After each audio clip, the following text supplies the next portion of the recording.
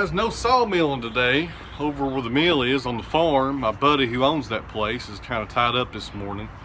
Kind of waiting on him to get the tractor over there to move those logs in front of the mill. Probably by this afternoon or tomorrow we'll have that white oak pushed up there, and also those 8 walnut logs as well, ready to saw. I had to stop recording there for a few minutes. My buddy over at the farm just called me. It looks like in the morning he's gonna bring over his big John Deere with those logs moved in front of the mill. Now, I don't want to bore you guys to death with sawing logs constantly on here, but tomorrow morning we'll be sawing up 2 white oak first, but when those white oak are done, we'll move on to the walnut. And it'll probably take me the biggest part of the day just to do the white oak. And on the white oak, we'll be doing 4x4s for the drying shed, and also some 2x6s for a farm fence out there for some of his cattle. It's not going to be any real exciting stuff, just pretty much sawing up some dimensional lumber out of that white oak. But if you guys are interested in it, I'll video it. If not, I'll just go ahead and saw it and move on to the walnut. But leave me a comment down below if you want to see it tomorrow, because I'll video it. If you guys want to see it, don't bother me at all. But I don't want to bore you guys to death with just random sawmill videos showing some white oak getting cut up, because I won't be quarter sawing it because the grade's too low. So moving on to today's video, finally getting this maple out of the kiln and seeing if our little spalting experiment worked. Now, if you didn't see the previous video where I talked about this, there's a link down below to it. And if you're not familiar with the Festool sander, I done a video on that a few months ago on the specifications of it and how I use it here to clean these slabs up when I get ready to sell them. There's a link down below to that video also. To summarize what I'm doing, this maple was sawed up on July 5th here on the Wood Miser. It had a lot of ambrosia in it, and it was also spalted just a little. I dry stacked it for 6 months here at the mill, which means no stickers, just dry stacked it with no cover on top of a trailer, so it was exposed to all the elements, the rain and the snow, the cold weather. Just horrible conditions for wood. Most lumber would have sat there and rotted in that case. And after 6 months, I put it on stickers and let it air dry for 4 more months. Moisture content was 15% before we put it in the kiln. And after 7 days of kiln drying, some of it's down to almost 5%, which is really, really low for maple. It's probably up to about 7 or 8 by now with these doors being open, being exposed to the elements here. So our experiment was hopefully to have more spalting to occur in these slabs based on the conditions I left them in. And now we're going to find out if that happened.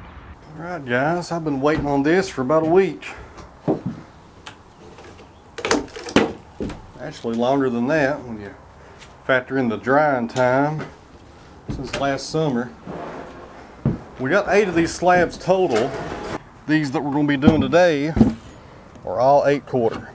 I get questions a lot of time about this sawhorse that I use, and this is a jaw horse. It's made by Rockwell, I think, or Rockler. Rockwell. I got mine at Lowe's, but they also sell them on Amazon. I'll put a link down below in case your Lowe's doesn't carry them. Amazon's got about everything nowadays. That's pretty much where I buy a lot of my stuff from anymore. Because you don't have to leave the house, you can just do it from your phone. Within a few days, it's at your doorstep. Now here's a close-up view of the slab. As you guys can see, it looks terrible. But there's a lot of good evidence here that I think this spalting happened. As you can see, some black streaks in here.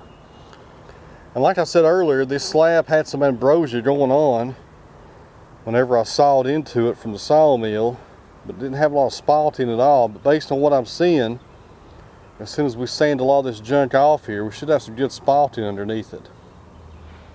If not, I don't know what in the world I'm talking about, so just look over me. As you guys can tell by the surface here, this board looks nasty. Terrible looking slab. Hopefully there'll be some nice color hiding underneath all this. Alright guys, here we go. Let's see how we did.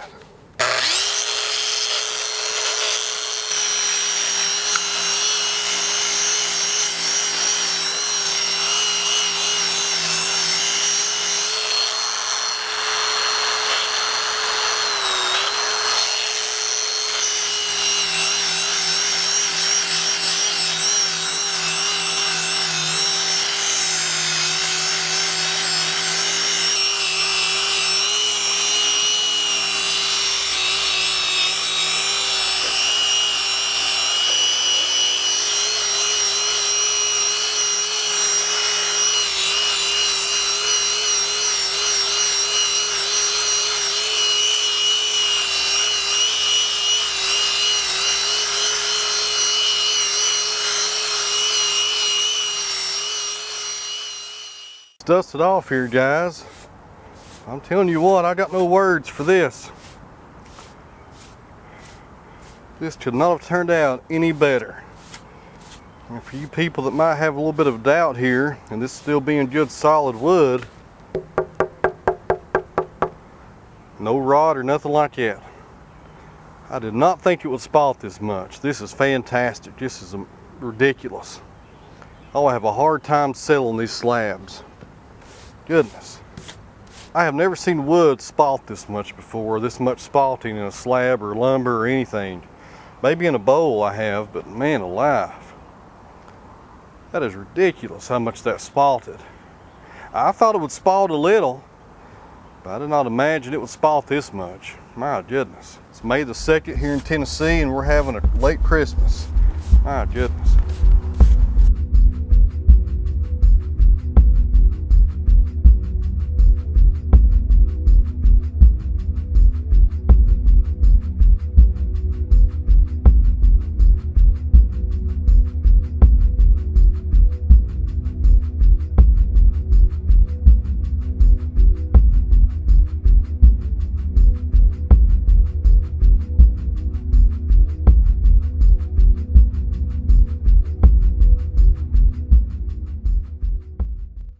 So here's a good example of the spalting and how deep it goes into these slabs. I took about 3 inches off the bottom of it to square it up so I could stand them up vertically later on. As you can see, here's the cutoff, short little piece. You can see that spalting, how deep it went inside the wood. It went all the way through the slab.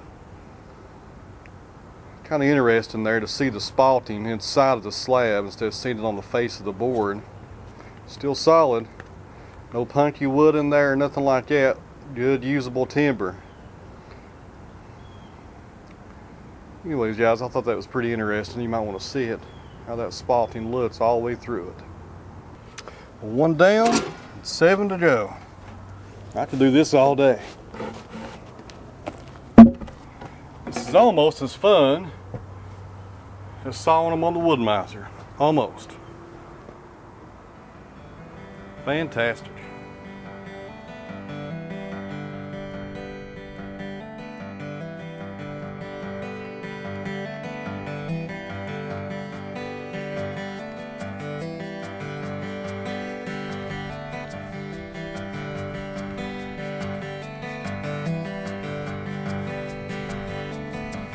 I know life's not fair, but you gotta move your legs while you still can. And I'm sorry for the things I said. Discard the dark thoughts, keep the good instead.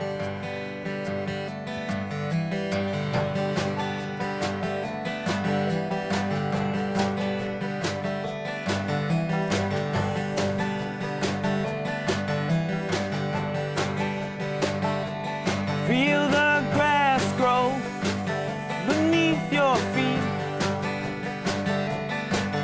To dirt you shall return, take only what you need. And one day, when your time ends, there will be little for which to make amends. So don't be heavy, no lighten up. There ain't nothing in this world worth giving up. And if Vermont's not even a word, Vermont. These outtakes are adding up, guys. You guys want to see them, so here they are. The neighbor's not mowing.